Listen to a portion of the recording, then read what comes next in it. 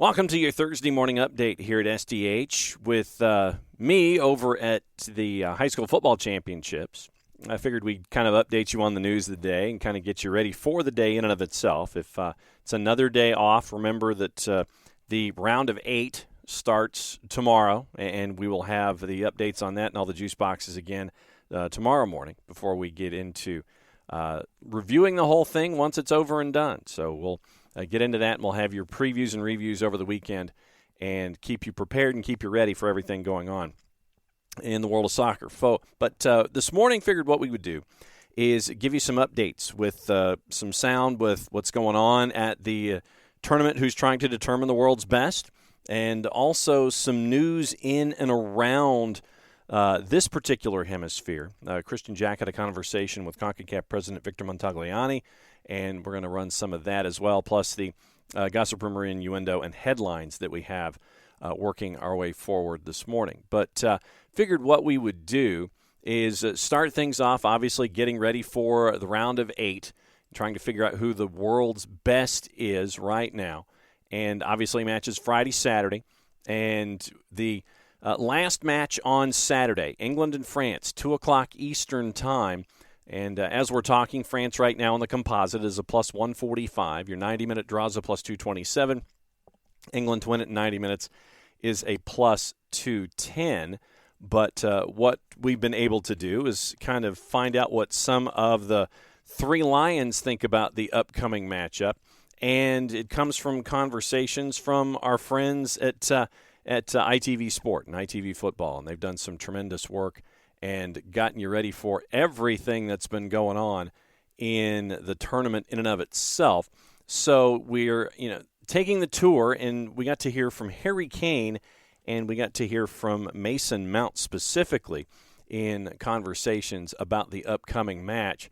And when you look at what Harry Kane has to say in the interview, courtesy of our friends at ITV Sports, you're being asked by Gabrielle Clark about maybe a lack of belief in 2018. So what's the mindset heading into England and France? Is it vital now, in terms of this game, that England play to their strengths, that there isn't maybe as the caution that we've seen previously? Yeah, I think when we look back to probably 2018 and we got to the situation we was in, it's probably further than what anyone really thought we was going to be. I feel like since then, getting to a Euro final and being where we are now, we expected to be here, and the quarter final ain't what we've come here for. We've come here to go all the way. So there's no need to fear any team in this tournament, but we have to make sure we're ready for a really strong side. So I think that's one of our biggest strengths, is that we understand the situation. We understand it's going to be a really tough game. We've been here before, but also we understand that we're one of the best teams in the tournament, and we've got to go out there and show that. Yeah, it's not a time to play with caution now. Maybe in previous tournaments that might have been the case. I think, maybe a mindset, or maybe a lack of belief, but I don't see that amongst us or this team. I feel like we believe in ourselves. We believe in the project that we've been doing now for 5 years since Gareth has been manager. So we'll go with the same game. In a game of football, anything can happen. You can lose being the best team, but the most important thing for us is that these opportunities don't come around often, and we've got to make sure we don't have no regrets at the end of it. Mason Mount asked pretty much the same thing, but from a defensive posture. And the word of the interview, of the soundbite really, between Gabrielle Clark and Mason Mount was handbrake. Is it really important that England don't go to a 5 at the back, 3 at the back formation? A lot of people will say, well, let's hope that the manager doesn't put the handbrake back on, which is something he's been accused of doing. I think if you look at the way we've played so far in this tournament, we've played with a 4 and we've been very confident in what we can do, and I think that will continue, because we didn't get to this stage right now being confident, playing that attacking football and being so solid in the defence with putting a handbrake on. We're very focused and we know exactly what we can do, and as a team we'll continue to work on what we know and what we can do. So that's exactly what we'll do going forward. Is it really important? Kyle Walker at the Three Lions press conference was asked about the prospect of going up against Kylian Mbappe and having to defend against him. Here's his response, courtesy of our friends at Sky Sports. Obviously, it's always going to help because I've played against him, a number of times now, as you just said, with Manchester City and PSG. But just as well as what you've just said, he's a fantastic player in great form. So it's not going to be an easy task, but it's one that, as a professional footballer, you want to play against the best. And as you just said, I think he's, one of the best, if not the best in the world at the minute. Do I understand the focus? Of course I do. I play football, so I do understand what I need to do, and that's obviously to stop him. It's probably easier said than done, but I don't underestimate myself. As we've just said there, I've played him before, and I've come against a lot of great players, in my time playing for England and also Man City and the clubs that I played for. So I have to treat it as another game. I have to take obviously extra care and give him the respect he deserves, but not too much respect because he's also playing England, and we can cause them problems. Okay, it's going to be a tough game, but not one player makes a team. From the outside looking in, we speak about it all the time, but is it something you speak about as players when there's so much focus on a particular battle? No, I think the game's not England v Mbappe. The game's England v France.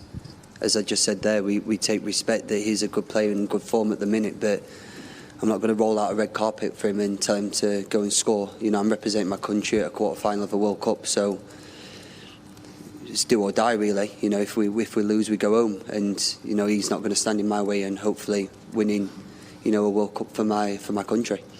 I've seen your teammates at Man City mess around with your FIFA card before about your pace. Who do you think is quicker? We'll hopefully see on Saturday if I'm chosen. Who knows? Another one of the matchups in the round of 8 has to do with the Netherlands and Argentina. It's the late game on Friday, 2 o'clock Eastern Time. Argentina's a plus 124. Your 90-minute draw's a plus 216. The Netherlands are a plus 261. Virgil van Dijk was asked about the match against Argentina being the first tough test that the Netherlands have had, and he kind of laughed off the answer.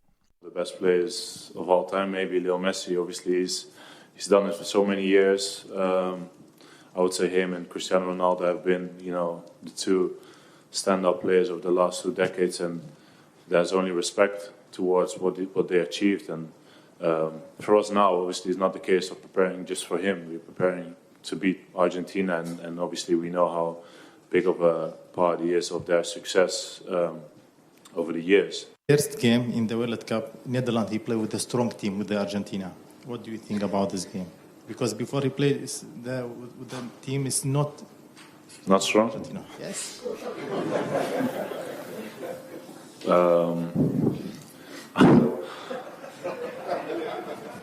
I think that's very disrespectful for you towards those countries that we played in, first and foremost. But maybe, obviously Argentina is definitely the team with one of the best players of all time in their team. So maybe that's the reason why you would say that they're the strongest team. But we prepare for a very, very tough battle, and that's the full focus. Once again, courtesy of our friends at Sky Sports. Then, once again, coming into the tournament, the guy that you asked to get the soundbite about the group stage is the man who's in charge of FIFA himself. Here's a minute of Gianni Infantino discussing the group stage. Put very simply and very clearly, this has been the best group stage of a World Cup ever. So this is very promising for the remainder of the World Cup.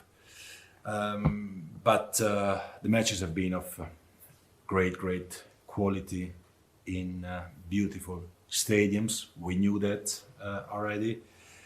However, as well, the public who was there was incredible. Over 51,000 on average, record-breaking figures on TV. We are already at over 2 billion viewers, which is really incredible. 2.5 million people in the streets of Doha, and a few 100,000 every day in the stadiums, all together, cheering together, supporting their teams. Fantastic atmosphere, great goals, incredible excitement. But as promised, here's the conversation. It was an interesting conversation, and you can go to One Soccer's YouTube channel, One Soccer, the big soccer network that has taken hold in Canada. And Christian Jack, who is still in the host nation, caught up with CONCACAF President Victor Montagliani about a couple of topics. First one was trying to find an increased level of competition, or more competition, frankly, for the Canadian men's national team and the U.S. men's national team as they prepare for 2026. And there's been talk about them appearing in CONMEBOL tournaments. So Christian Jack asked about that. And he also asked about the group stage currently for the 2026 World Cup listed at 3 teams in 16 groups. Not a whole lot of folks like that, yours truly included, Christian Jack included, and you'll hear that in the interview as well. But Christian Jack asked about the possibility of possibly changing that to a more commonsensical 4 teams. So here's the response, and part of a wide-ranging interview with our friends at One Soccer, Christian Jack and President Montagliani. Let's talk about on the field a little bit to get into the competition level. Now, obviously, Canada, Mexico, and the United States, there's a lot of discussion right now about how to find more competitive games. There's discussion, potentially rumors about getting into the Copa America in 2024. How do these teams now find more competitive games, knowing that they're already going to be hosting as hosts for 2026? Yeah, there is a lot of speculation around, tournaments of that nature. And all I have to say is that, it is speculation. We are always discussing these matters with all the confederations. But what's important, I think, there's a bit of a misinformation in terms of some of these tournaments, and it's really not the jurisdiction of a federation or a league to have those discussions. Those discussions are held by the confederations. It's between confederations. My Gold Cup is mine. Nobody talks to the Gold Cup other than me. Copa America belongs to CONMEBOL and my partner, Alejandro Dominguez. That's where the discussion happens. So I think there's a lot of misinformation of who can talk to who. And the reality is, when I talk to Europe, I talk to UEFA. I don't talk to the Spanish Federation or French Federation. I talk to UEFA. And that's where those discussions are had. We will have those discussions. We've had them. We will continue with all of them to see how we can better our own competitions, maybe create new ones. I think, I think we will probably have, some sort of announcements on any of that stuff probably early in the 2023 stage, because we understand how important it is to have these competitions. We're also discussing with FIFA about a test event, similar to what they had here with the Arab Cup. So those are all things that are going to help not just our host nations, of course, but also help all our nations in CONCACAF. What about the World Cup format, Vic? There's been a lot of discussion here, quite rightly so, about how wonderful this World Cup's been. 2 games going on at the same time, the drama of it, the fact that we've got 4 teams in a group, it feels right. 48 obviously is not going away. The idea that people have put out there of having 3 teams in a group, you may not be able to say it. I say it. I don't like it. It doesn't work. What do you know? Arsene Wenger spoke this week about FIFA maybe having the ability to change it. Where are we at with that? What can you tell us? Yeah, my good friend Arsene. He loves talking about football, I'll tell you that. Good man. Listen, I think, first of all, any format, any competition, the host has a right to change it. Okay. CONCACAF, we have the right to change our Gold Cup formats, our Nation League formats. FIFA is the same. So they have a right to change their format. I think there's been enough discussion to know that there needs to be a look at, even amongst my peers, about how this looks like, how it still fits into the calendar. We can't have a 2-month World Cup, obviously. Right. It needs to be within that sort of 35-day window or whatever it is. And so I think there's some options there. And I think that's a review that we'll have in earnest once we finish this World Cup. And I think all that information, all those concerns needs to be put on the table and see if there is a better format, then it behooves us to do it, not only in the spirit of the competition, but for the sport. Getting into the papers and gossip, rumor, and innuendo, avoiding the 3- and 4-letter paper, the Daily Express, France midfielder Adrien Rabiot has revealed he'd like to play in the Premier League. He was linked with Manchester United in the summer, out of contract at Juve at the end of the season. Harry Maguire insists England have changed from World Cup dreamers to believers, and Erik ten Hag slammed the unacceptable slow start from his Manchester United players in their friendly defeat to Cadiz. That final there was 4-2.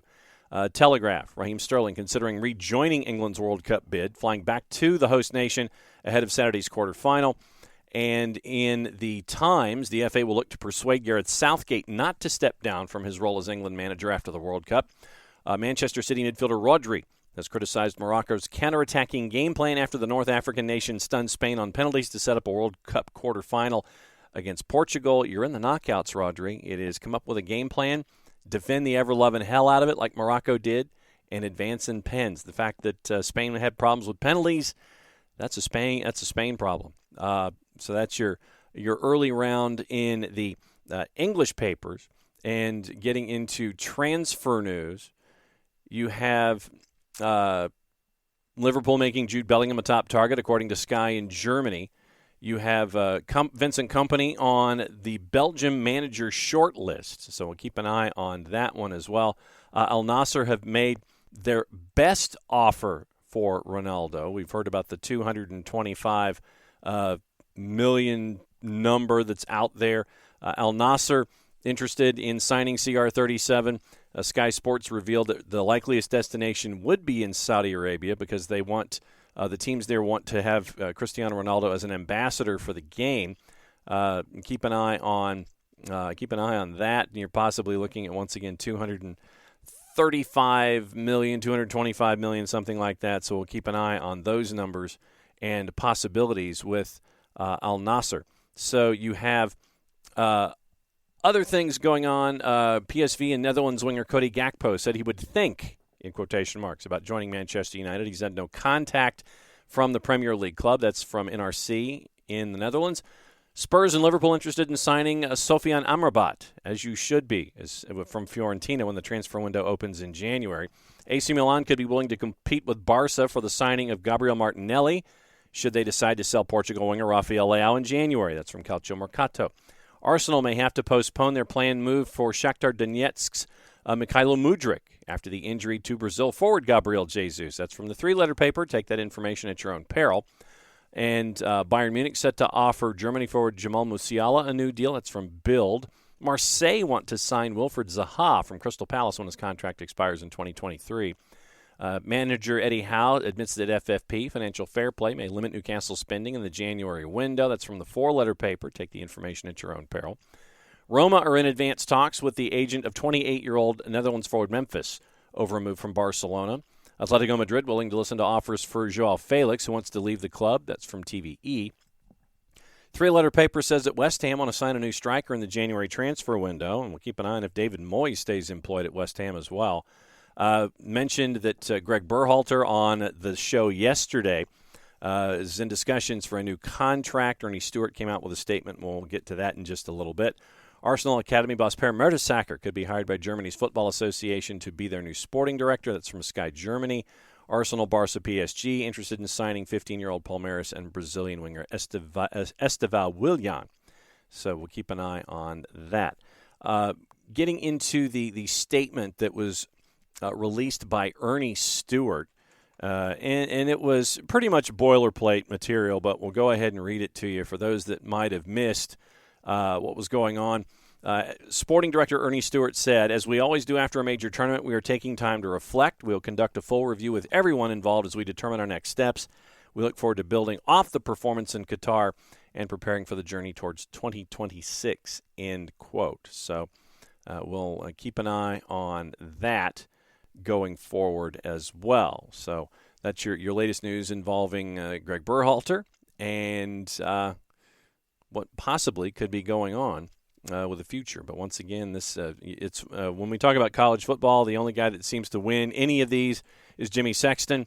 So it would be behoove us to try to figure out who Greg Berhalter's agent is as we go forward. But that's your early look at the news of the day, and we'll let you know if there's anything else breaking that's going on when it comes to everything here in the world of soccer. Once again, thanks for hanging out with us today and tomorrow. Taped content throughout the day, and we will come back to live content on Monday morning when the championships for high school football are over. So that is me, just John. Thanks for hanging out with us here at SDH. For everybody here, for Jason, for Jarrett, for Nick, and me. Play it safe, everybody. Enjoy the games. Enjoy your day off from determining the round of 8 and who is the best in the world when it comes to soccer. Play it safe, everybody. We'll catch up with you tomorrow.